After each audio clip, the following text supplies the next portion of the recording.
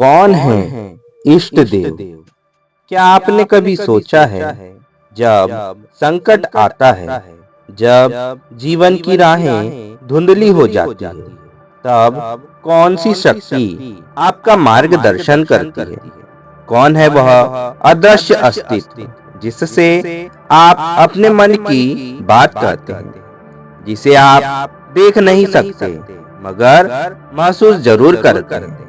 उसे ही कहते हैं इष्ट देव। लेकिन क्या हर किसी का इष्ट देव एक जैसा होता है? क्या वास्तव में इष्ट देव कोई भगवान है या सिर्फ एक मानसिक कल्पना? आज की यह कथा इस रहस्य से पर्दा उठाएगी। बहुत समय पहले हिमालय की गहराइयों में एक ऋषि तप कर रहे थे। ऋषि का नाम था ऋषि वशिष्ठानंद।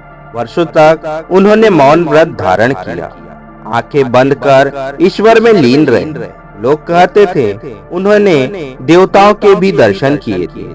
एक दिन उनके पास एक नौजवान पहुंचा, बेहद बेचैन, अशांत और टूटा हुआ। उसने ऋषि से पूछा, गुरुदेव, मैं भटक रहा हूँ।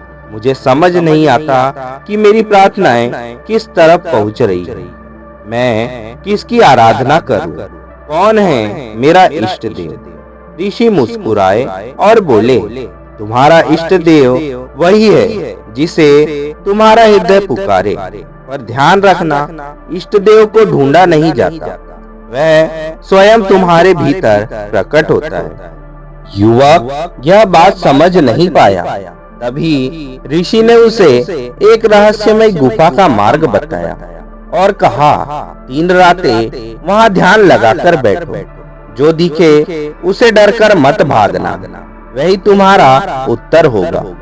युवक गुफा में गया। पहली रात उसे भयंकर अंधकार दिखा, जैसे उसकी ही असुरक्षाएं उसके सामने आकर खड़ी हो गई हो।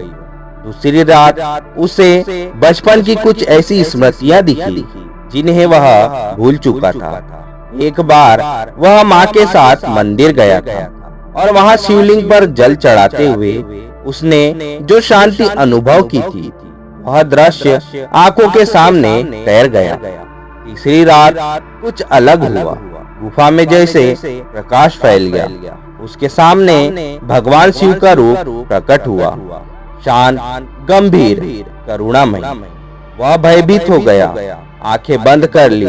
तभी उसे एक स्वर सुनाई दिया, मैं तुम्हारा इष्ट नहीं, तुम्हारा इष्ट देव वह भावना है जो इस स्वरूप में तुम्हारे हृदय को शांति देती है। किसी और को दिखूं न दिखूं, लेकिन तुम्हारे अंतर्मन में मैं यही रहूंगा।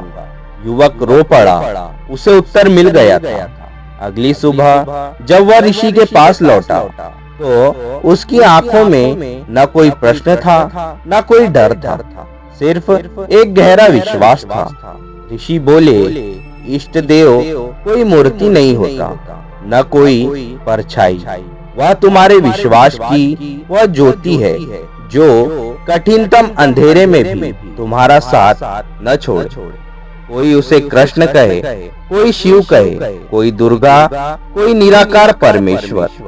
सबका इष्ट अलग हो सकता है, पर एक बात तय है, जब तुम पूरे समर्पण से किसी शक्ति को पुकारते हो, वही तुम्हारा इष्ट देव बन जाता है।